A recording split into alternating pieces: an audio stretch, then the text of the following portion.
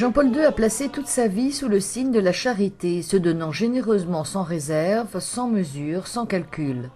Benoît XVI a évoqué ainsi son prédécesseur, dont les vertus héroïques ont été reconnues le 19 décembre dernier lors d'une messe de suffrage célébrée lundi soir en la basilique Saint-Pierre. Cette année, le 2 avril, 5e anniversaire de la mort de Karol Wojtyła, coïncide avec le Vendredi Saint. Ce qui l'animait, a déclaré le pape à l'homélie, c'était son amour du Christ auquel il avait consacré sa vie, un amour total et inconditionnel.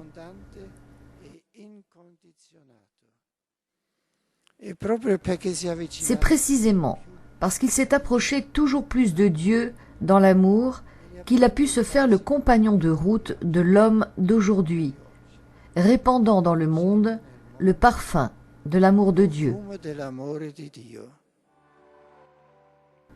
Jean-Paul II, a ajouté Benoît XVI, était sûr de contempler la bonté du Seigneur sur la terre des vivants. C'est pourquoi sa faiblesse physique n'a jamais attaqué sa foi à toute épreuve, sa lumineuse espérance, son amour fervent. Il s'est laissé consumer pour le Christ, pour l'Église, pour le monde. Il a vécu sa souffrance jusqu'au bout, par amour et avec amour.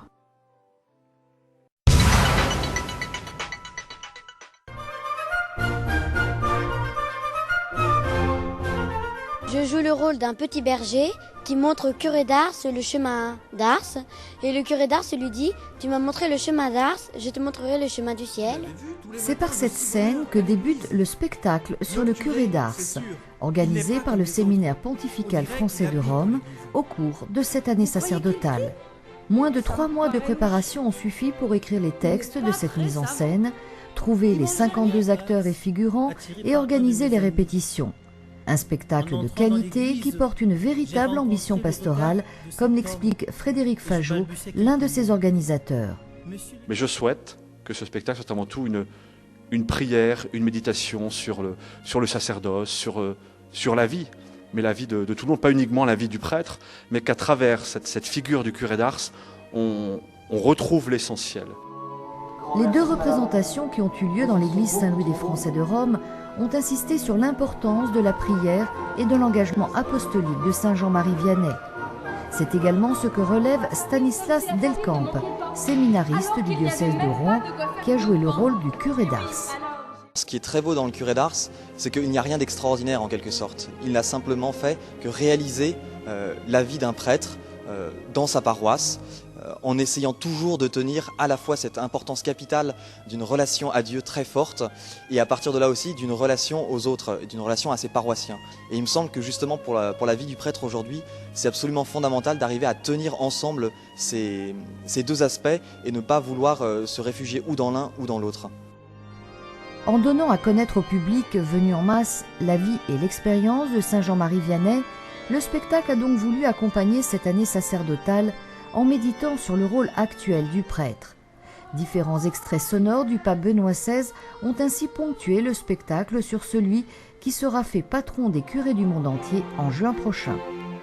Et si Stanislas Delcamp, qui jouait le rôle du curé d'Ars, a été marqué par le souci des âmes qui animait ce dernier, c'est cependant le début du texte de son acte d'amour qui reste sa réplique favorite. Je vous aime. Oh, mon Dieu, et mon seul désir est de vous aimer jusqu'au dernier soupir de ma vie.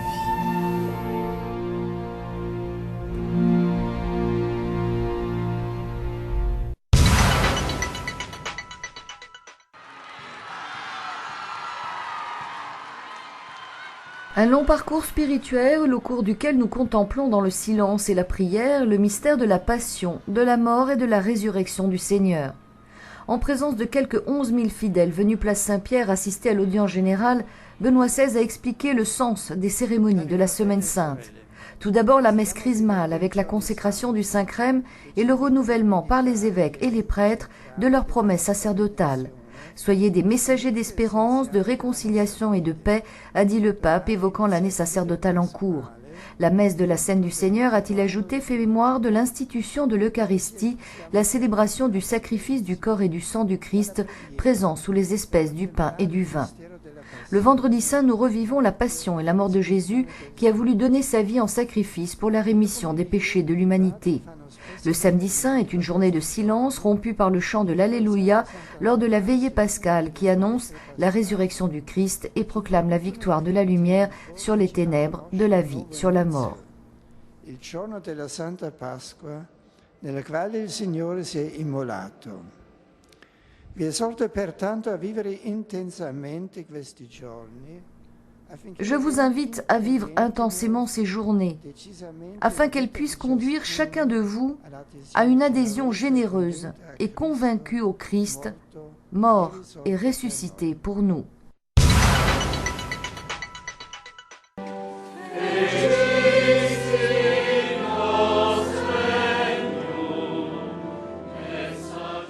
La joie qui vient du Christ nous rend joyeux, mais également capables de souffrir et de jouir intérieurement de cette souffrance, a déclaré le pape ce matin à l'homélie de la messe chrismale qu'on célébrait en la basilique Saint-Pierre avec 1600 prêtres du diocèse de Rome et des collèges romains qui ont renouvelé leurs promesses sacerdotales. Benoît XVI a ensuite béni les huiles qui serviront dans le courant de l'année pour l'administration des sacrements, baptême, onction des malades et confirmation. Prions, a dit le pape, afin d'être capable de répandre la joie de l'Esprit Saint dans un monde qui a un besoin urgent de cette joie qui vient de la vérité. L'huile consacrée, a-t-il ajouté, est signe de la miséricorde de Dieu que les prêtres sont chargés de porter aux hommes. Les prêtres et tous les chrétiens devraient être des personnes de paix car la croix du Christ, a-t-il dit, rejette la violence, mais aussi des personnes prêtes à souffrir pour le bien, pour Dieu. Les chrétiens, conclut Benoît XVI, ne peuvent pas accepter une injustice élevée au rang de droit, par exemple quand il s'agit du meurtre d'enfants innocents encore à naître.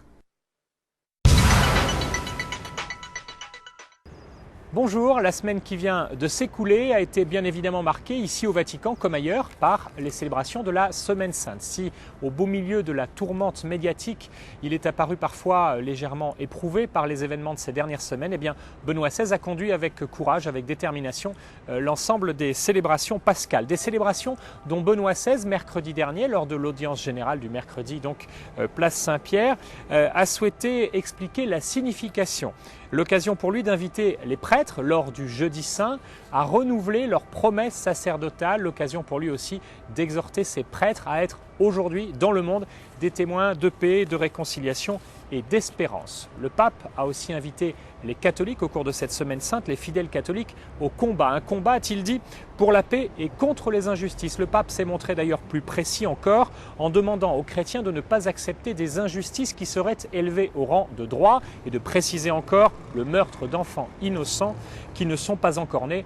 Entendez par là donc l'avortement. Benoît XVI qui a aussi réservé un message aux jeunes et qui a demandé à ces jeunes de marcher à la suite du Christ, un Christ qui conduit vers ce qui est grand et puis un Christ qui conduit aussi vers le courage, qui ne se laisse pas impressionner par le bavardage de l'opinion dominante. À bon entendeur, salut. Des prêtres qui donc soient fidèles à leurs promesses, des jeunes invités à marcher à la suite du Christ, des catholiques invités au combat pour la vie et pour la paix, autant d'appels du pape qui ont marqué donc les premiers jours des célébrations de cette semaine sainte. Avant les fêtes de Pâques, c'est tout un symbole. Benoît XVI a aussi présidé au Colisée un chemin de croix où les souffrances du monde étaient bien représentées. La croix était ainsi portée, comme d'habitude, par 2 religieux de Terre Sainte, aussi par un malade. Mais cette année, particulièrement, 2 Haïtiens et 2 Irakiens ont aussi porté cette croix. Une Via Crucis particulièrement marquée aussi par l'anniversaire, il y a 5 ans, jour pour jour, de la mort de Jean-Paul II. Laissez-moi, au terme de cette chronique, vous souhaiter une très très bonne sainte fête de Pâques. Je vous dis à la semaine prochaine.